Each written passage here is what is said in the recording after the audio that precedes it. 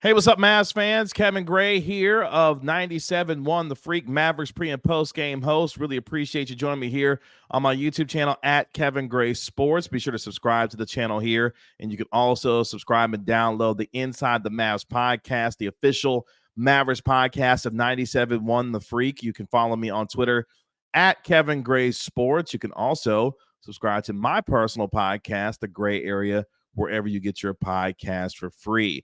Mavericks going to be back in action when they take on the Utah Jazz on New Year's Day. We may see the return of Kyrie Irving.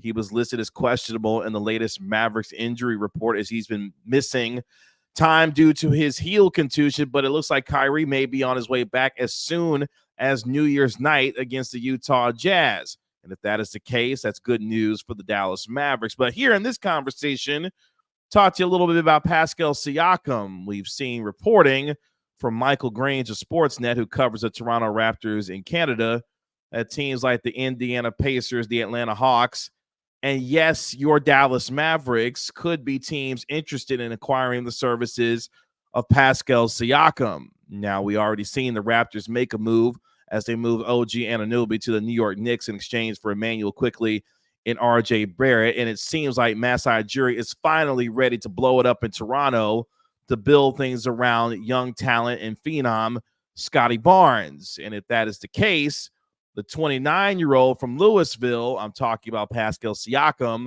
may become available before the early February trade deadline. And for the Mavericks, a name that would make a lot of sense, not just given the local DFW ties that Siakam has, but what he can provide as another wing scorer for this team, who we know has a lot of different skill sets on the offensive end. This is a player so far this year that's averaging nearly 22 points per game, shooting over 51% from the field. Well, you say, Kevin, he also is shooting 26% from three right now, which is down from his career 32% throughout the course of his career.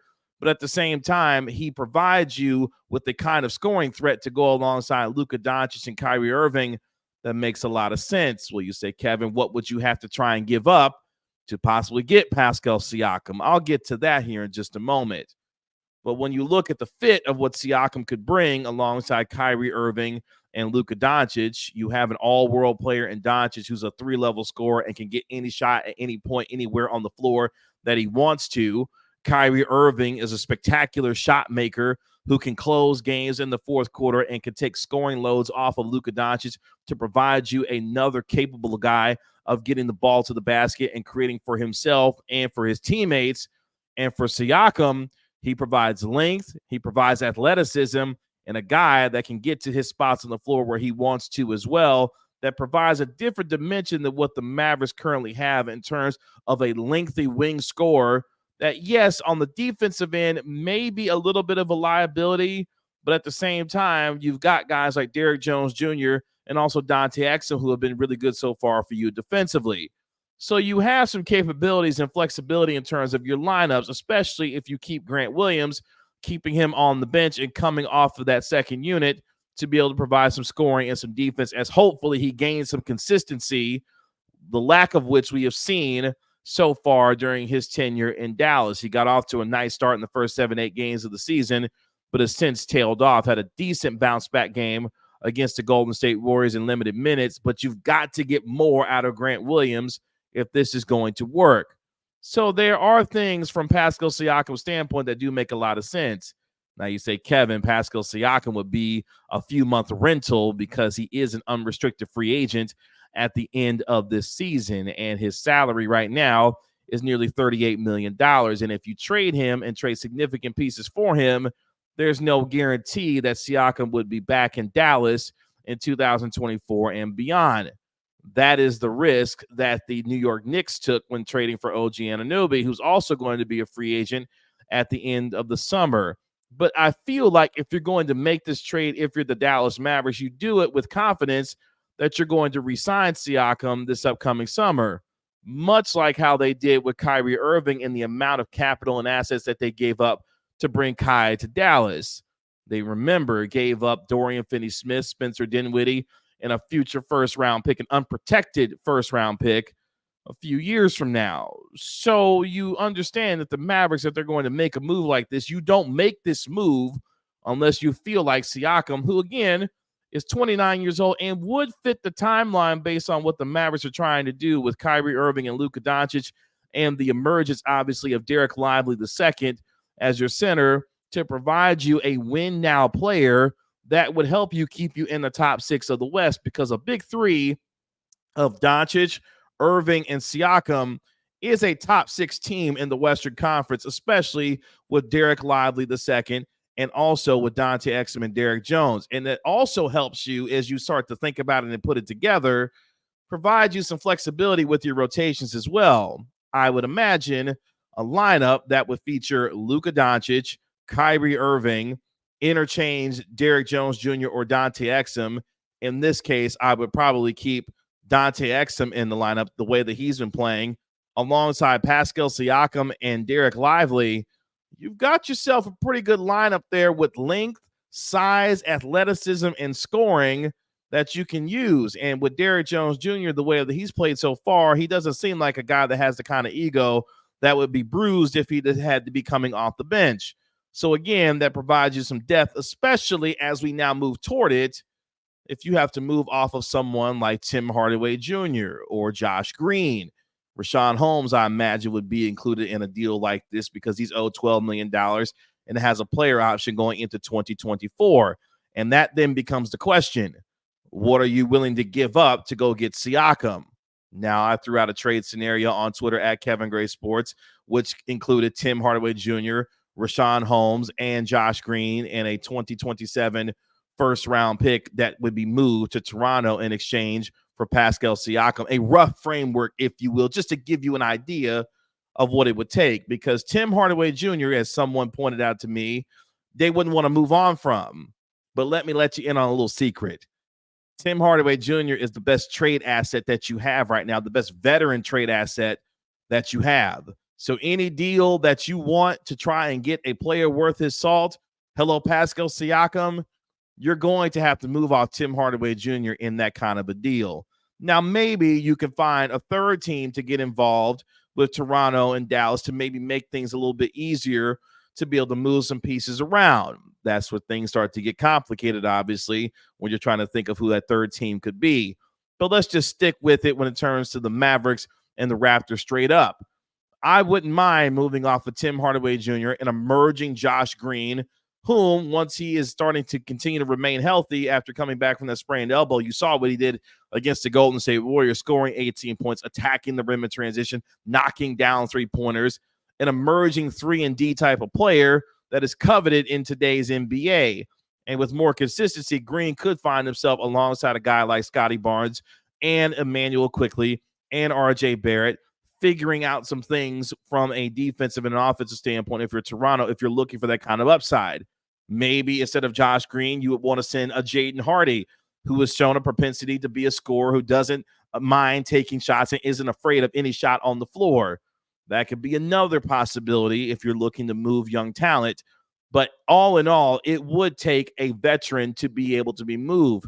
And there are some individuals in the MFFLs who feel like Grant Williams might need to be that guy, as he's owed $12.4 million over the next few seasons as a member of the Dallas Mavericks, which is interesting because the consistency that we haven't seen from Grant Williams lends some Mavs fans to feel like they don't want to keep Grant Williams around any further. And I can understand the sentiment. Trust me, I've been watching this team, covering this team, and feel like Grant Williams at times hasn't necessarily been in the best shape, but more importantly, has been a guy that has shown complete inconsistency so far this season for the Mavericks. But as a depth piece coming off the bench who can provide you, when he's at his best, a guy that can knock down three-pointers, can guard multiple positions on the floor, if some pressure is taken off of him by allowing him to come off the bench, maybe you can get the best out of Grant Williams moving forward for the rest of the year.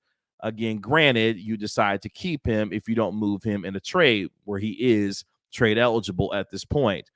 But for the Mavericks, there are a lot of different ways that you could try to get this done, whether it be trying to do it straight up with Toronto or figuring out a way to get a third team involved to get this done.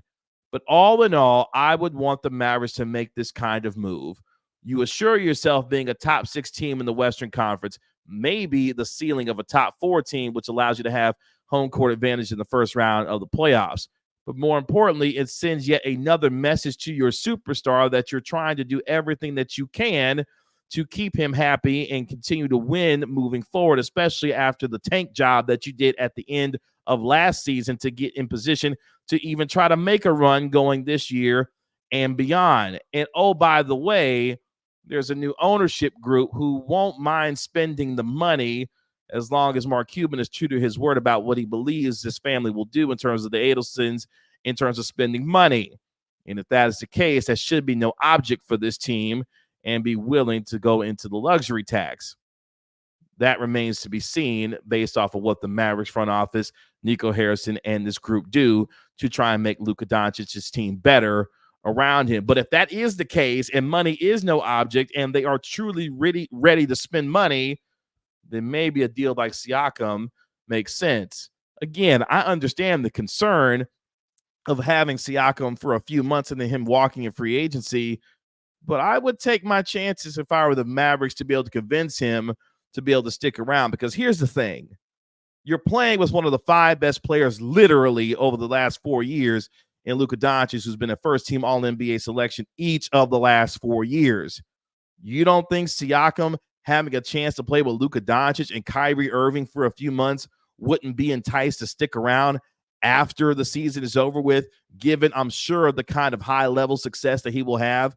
All he has to do is look at Dante Exum and Derrick Jones Jr. to see the kind of career years that they're having playing alongside Luka Doncic.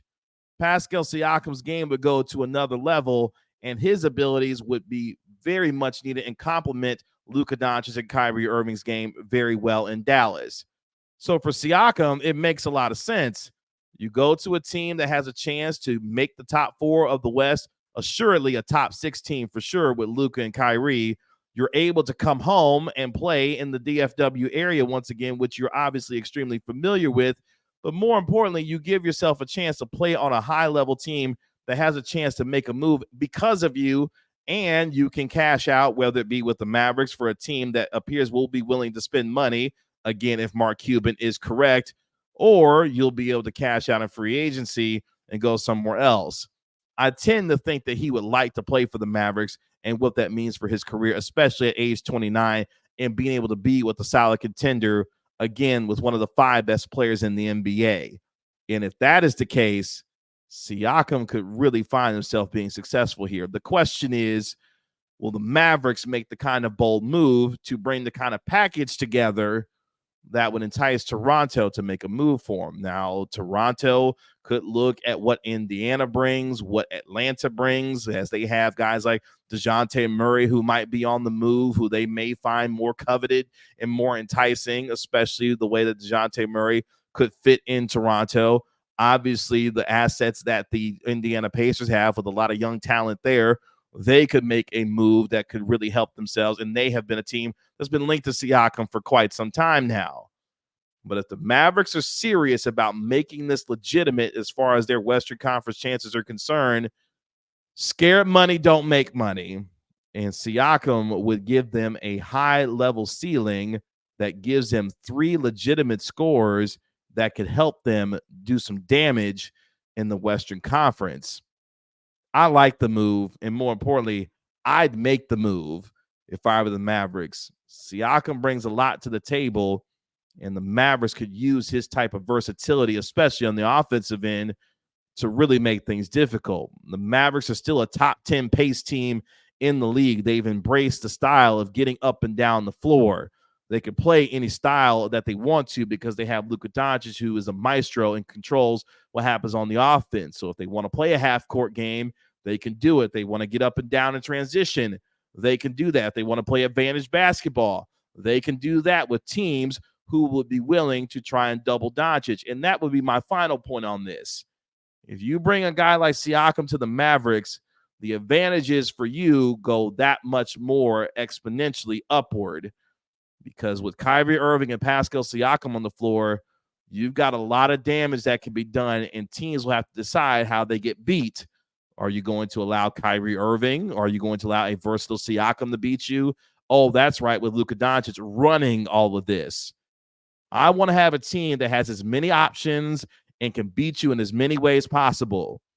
Siakam would add that for the Dallas Mavericks, and it's a move to me that makes a lot of sense, especially if he gets to play with Luka Doncic and Kyrie Irving.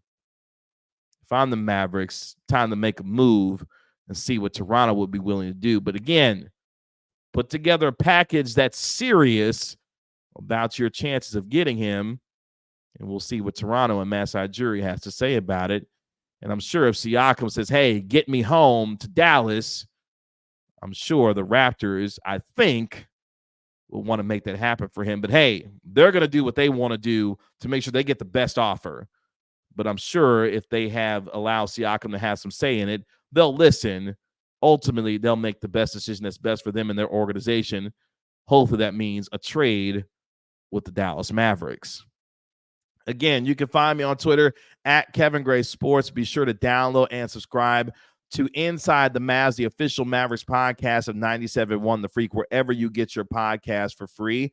You can also check out my personal podcast, the Gray Area Podcast, wherever you get your podcast. Give the podcast a 5-star rating and write a review for it while you're there. And you can check out Inside the Mavs every Monday, Wednesday, and Friday with my partner, Grant Avseth, who is traveling and covering the team all over the place. He's in Utah as the Mavericks get ready to take on the Utah Jazz on New Year's night with hopefully the return of Kyrie Irving. We will have all of that covered for you here on Inside the Mavs. Again, appreciate you hopping on this video with me here at Kevin Gray Sports on YouTube. Make sure you hit the subscribe button so you get notified when I go live, whether it be with videos like this or my own podcast, whenever I hop on here on my channel. Again, my name is Kevin Gray, and I'll talk to you next time here on Kevin Gray Sports. Happy New Year, and we'll talk to you later. Peace.